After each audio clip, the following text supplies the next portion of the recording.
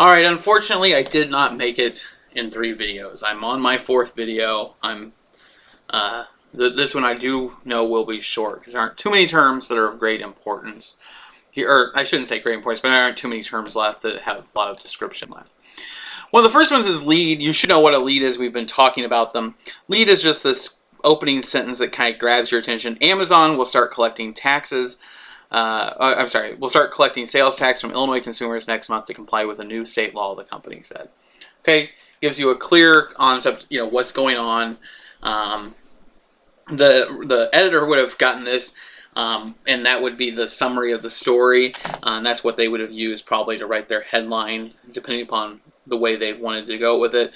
But that's basically, it's just the key information. That's just a basic news lead.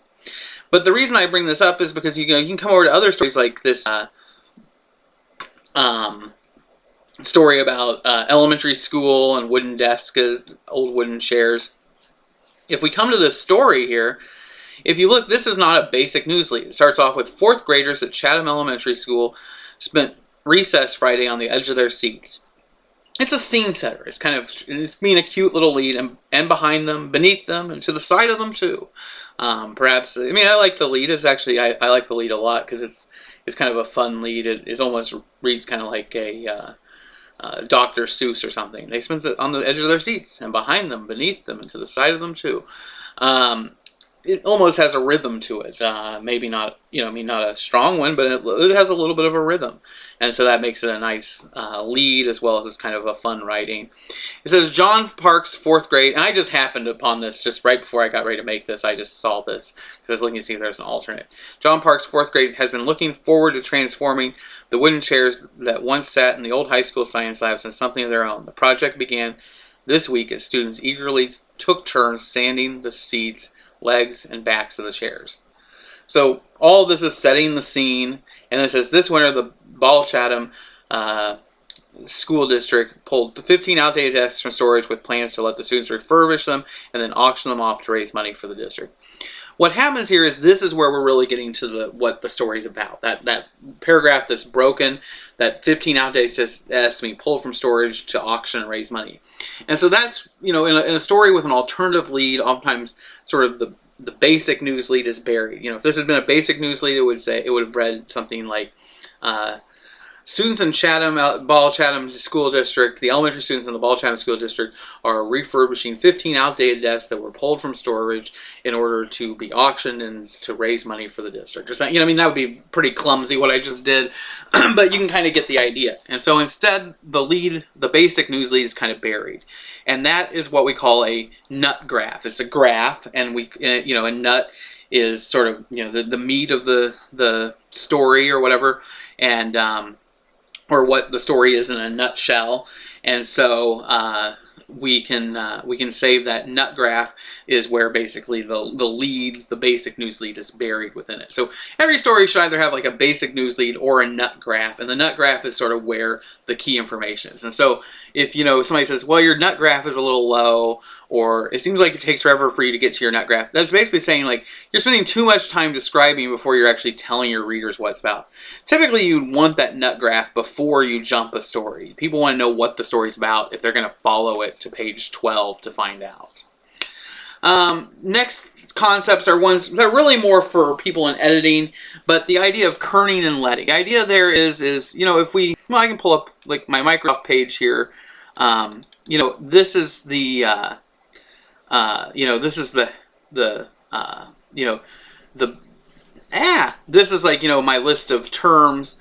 But if I come up here and I look at some of my design options, I'm just going to go ahead and expand this out so I can see what it's doing. But one of the things to keep in mind is there can be spacing before and after a word. So if you do that, you're basically increasing what we call the letting. It's the space above and below the word.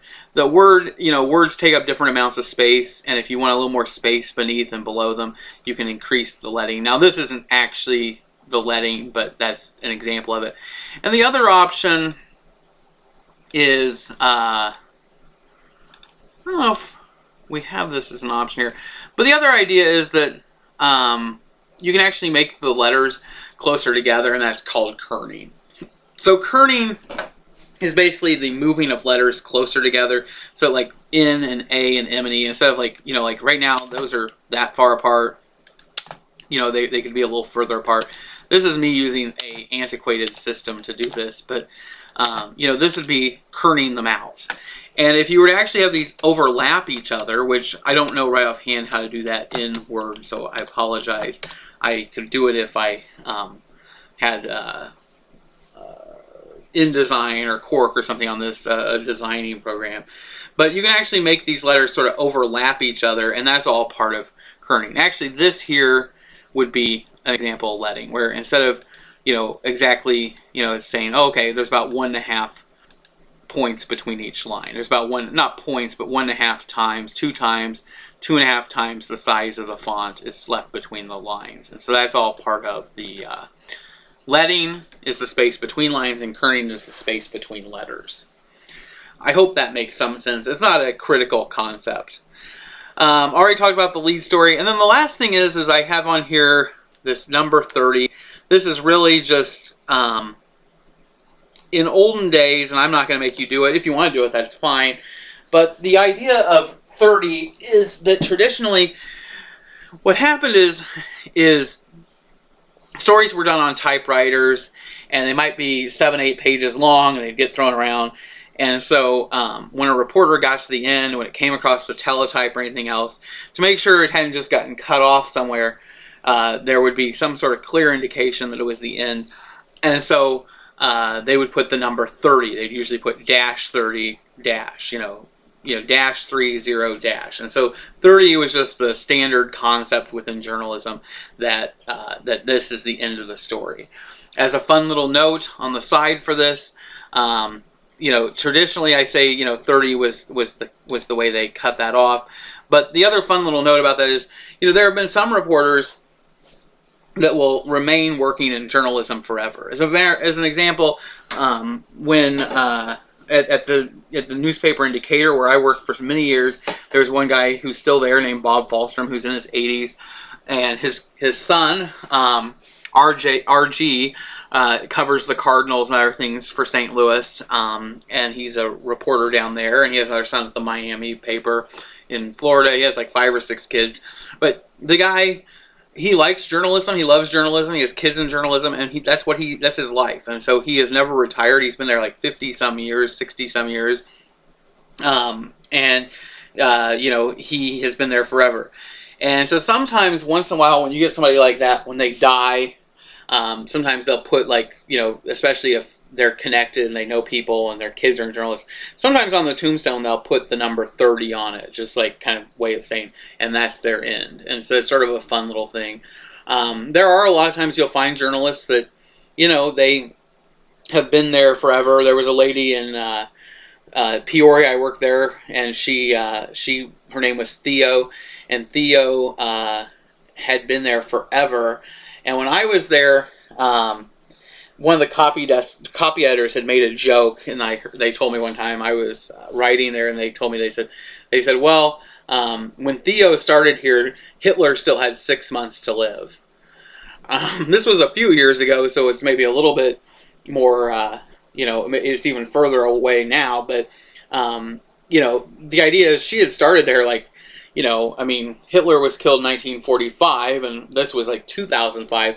She'd been there for more than 60 years, that when she started, you know, World War II was going on. And so that's kind of a crazy concept that, you know, somebody had been there that long. But you always find people like that. And it's a funny little, I don't know if it's a funny story, but there's this one editor at the Peoria paper who was, I'll say, not the nicest person in the world, we'll put it that way. He thought he was pretty smart, and he wasn't afraid to let everybody else know that, which is common in journalism. I'm not, you know, I mean, I'm not belittling that, but he was just a jerk about it, I thought. You know, for a guy who had to have his wife come and pick him up and drive him to work because he was a drunk and wasn't allowed to drive anymore by the state. You know, I mean, for a guy who, you know, perhaps, you know, I mean, he just sort of was a brash kind of just bully, I thought. But he every once in a while would like to play, and it was kind of funny one time when he did it. I thought it was funny, but then I thought it's also a little bit jerkish, kind of speaks his personality. She would sometimes doze off because she would work in the evenings, and she would sometimes doze off at her desk, and so he would always like to play a game called Sleeping or Dead, in which he would take and he would look over there and her eyes would be closed and she'd be sitting there still, and he would take like some large book and he would hit it against the desk really loud, and she would startle and jump and he'd go, sleeping. Anyway, so I think it was maybe, I mean, the first time I heard it, like I said, I thought it was kind of funny, but at the same time, you know, that was, you know, I probably wouldn't, I would probably do it once and I would be done. I would never do it again because I think it's kind of a jerk thing to do to a lady who's probably 85 or 90. But, you know, that didn't stop him. Anyway, so there's a little story about that, and the times that sometimes people will put a 30 on it to say, you know, signify like, you know, it's just an old journalism term. They don't put it on there anymore. If you want to put it at the end of your story, go right on ahead. I'm not going to be bothered by that. I will find it cute, but I'm not going to, you know, I'm not going to like give you extra credit or anything. So, all right. Thanks.